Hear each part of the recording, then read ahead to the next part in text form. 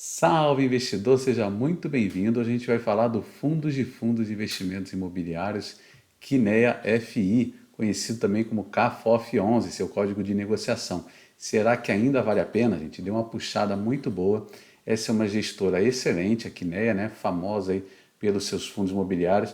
É uma excelente gestora ligada ao grupo Itaú, só que vamos dar uma olhada aqui, eu quero mostrar para vocês alguns detalhes do relatório de administração e também vamos falar do documento de convocação para a próxima Assembleia a ser realizada agora dia 28. Então vamos lá, as características principais desse fundo é que ele tem taxa de performance, tá? 20% de tudo que exceder o IMAB é cobrado de taxa de performance, tá? Já a taxa de administração é de 0,92%, um pouco abaixo do que a média de mercado, que costuma ser 1% ao ano. O patrimônio líquido do fundo está na faixa de 450 milhões de reais. O valor patrimonial da cota, que é o patrimônio dividido pela quantidade de cotas, dá R$ 99,42. E a negociação média, o volume médio diário, é de 2 milhões e 51 mil reais. Tá? Um volume bom, tá? Bem razoável, acima de 1 milhão aí é considerado bom para essa categoria de fundos de investimento imobiliário. Hoje, no momento da gravação, esse fundo está sendo negociado a R$ 97,71. Nos últimos 5 dias teve uma queda aí de 2,2%, tá? Nada que eu tivesse identificado aqui como algo a se preocupar. Nos últimos 6 meses teve uma alta de 26% no valor da cota, tá? Aqui acho que não considera os rendimentos. Vocês devem lembrar que lá em abril eu falei que era uma oportunidade de mercado de estar investindo tanto em ações como em fundos imobiliários. O IFIX disparou e esse fundo aqui também acompanhou essa subida. Veja, olha, início de abril ele estava sendo negociado a R$ 77,57 e de lá para cá teve essa alta bastante expressiva aí de 26%. E a dúvida é justamente essa: depois de subir isso tudo, será que ainda vale a pena manter o dinheiro investido nesse fundo? Então vamos tentar responder essa pergunta voltando aqui para o relatório, tá? Então a gente olha aqui, uma das coisas importantes a gente ver é se existe reserva acumulada não distribuída. No caso aqui existe sim no valor de 88 centavos, tá? Então isso aqui no momento de baixa ele pode segurar o pagamento de dividendos por conta de manter uma reserva em caixa. Agora vale novamente chamar atenção aqui, olha, pelo retorno acumulado em 2023, tá? Que pela cota de mercado foi um retorno total de 32,58% só esse ano, contra uma subida do IFIX de 12,06%. Tá? Então esse fundo já estava descontado, deu uma pernada boa de alta, tá? Então quem comprou no início do ano se deu muito bem. Agora provavelmente o espaço para crescimento é muito menor daqui para frente, tá? Em um momento aqui do relatório, os gestores fazem uma tal de análise de upsize, tá? Que para mim, gente, não corresponde com a realidade, tá? Por quê? Então 17,48% do patrimônio do fundo está em fundos imobiliários de escritório.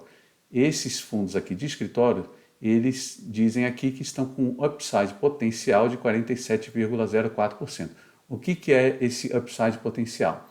É o desconto com relação ao valor patrimonial do fundo, tá? Só que o que acontece nesses fundos de um modo geral? Tá? Veio a pandemia, a demanda por escritórios foi para zero, tá? Então ninguém queria ir para o escritório e depois que teve a reabertura, pouca gente começou a voltar. E hoje em dia a maioria das empresas trabalha em sistema híbrido, em que a grande maioria das pessoas trabalha no máximo 3 dias por semana no escritório.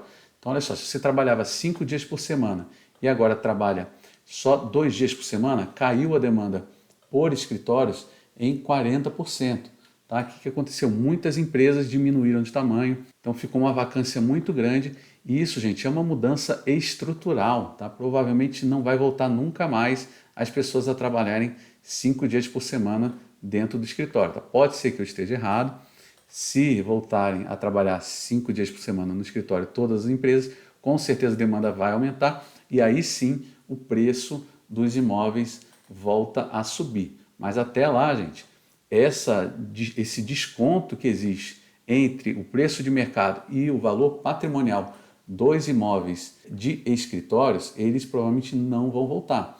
Então, esse upsize potencial de 47% é um upsize fictício, tá? Ele provavelmente nunca se concretizará. Mesmo raciocínio, na minha opinião, vale para o shopping, tá? Pelo menos até hoje em dia, tanto nos Estados Unidos como aqui no Brasil, até onde eu saiba, tá? Diminuiu muito o volume de pessoas andando em shoppings. Eu conheço um colega aí que é CFO de uma empresa que tem várias lojas, tanto em shoppings quanto na rua. Ele disse que na rua está vendendo muito mais do que nos shoppings. As lojas dos shoppings ainda não voltaram a vender tanto quanto vendia antes da pandemia, tá? Aí eu não sei se é tendência, aqui no Brasil a gente tem um problema também de criminalidade, né? O shopping dá uma certa proteção, então pode ser que o shopping volte a crescer. Agora, esses 47% de upside potencial aqui é uma peça de ficção, tá? Seguindo aqui, olha, a gente vê qual o percentual que está investido em cada tipo de fundo imobiliário, tá? Então a gente vê que a maior parcela aí é em fundos de crédito recebíveis imobiliários, 29,6% da carteira total do fundo. Tem também bastante participação em shoppings, escritórios, logística, enfim, um fundo bem diversificado e tem uma parcela boa em créditos recebíveis imobiliários, que, na minha opinião, é a categoria de fundos que tem o maior potencial de valorização, porque a maior parte dos fundos de tijolo já subiu e os fundos de papel, né, que são aí de créditos recebíveis imobiliários, ainda não acompanhou essa subida do IFIX no mesmo ritmo, tá? Agora, como eu combinei com vocês, segue aqui uma palavrinha com relação à Assembleia Geral Extraordinária que será realizada dia 28 de setembro, tá? Isso aqui é uma assembleia com o objetivo de aprovar uma nova emissão de cotas do fundo, tá? Seria a quarta emissão de cotas do fundo. Eu chamo a atenção aqui para as principais características, tá? Que serão ofertadas 2 milhões de novas cotas, tá? Quase 2 milhões de novas cotas. Tem até 2 séries, tá? Então a primeira série, se tiver demanda, será aberta a segunda série. O valor da emissão das cotas da quarta emissão corresponderá ao valor patrimonial das cotas. Então vai ser emitido ao valor patrimonial e será acrescido, olha, nesse item 1.3, dos custos relativos à oferta, tá? Por meio do pagamento de uma taxa de ingresso ou distribuição primária, sem qualquer custo adicional aos cotistas que já tenham integralizado cotas no fundo em emissões anteriores. Então, se você já é cotista, não precisa se preocupar, não terá nenhum custo a mais. Tem muita gente que fala, mas vai diluir a minha participação na empresa. Na verdade, a empresa aumenta, porque isso é uma oferta primária de ações, né? De cotas, no caso. Então, você vai emitir novas cotas, vai pegar esse dinheiro, só que esse dinheiro não vai ficar parado em caixa, ele vai ser usado justamente para comprar fundos que a gestora esteja imaginando que esteja com desconto, tá? E só para finalizar aqui, olha, não será assegurado aos cotistas qualquer direito de preferência na aquisição. Então, resumindo aqui, não tem com que se preocupar com relação a essa ata.